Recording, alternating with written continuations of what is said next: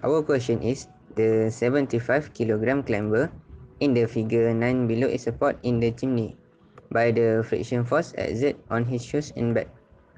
The static coefficient of friction between his shoes and the wall and between his back and the wall are 0.80 and 0.60 respectively.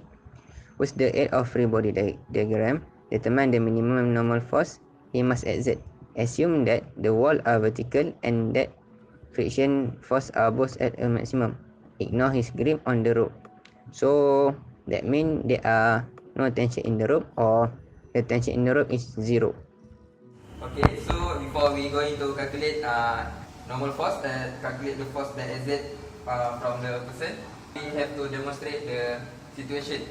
So assume that Zakwan is 75 kg and the force exerted on his back, and between his back and the wall is 0.8, and the static friction of his leg and the wall is 0.6.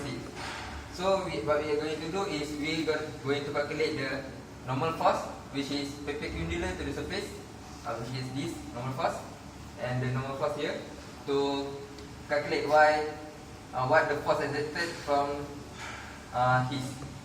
So for the body diagram, we have two surface, which is from the leg and also from the back. So we want to calculate the normal force between the leg and also the back of the surface.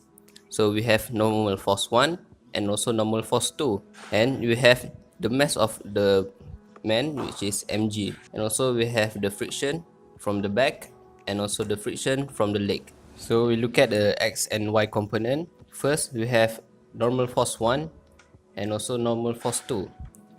This one is opposite to normal force 1, so it will be negative.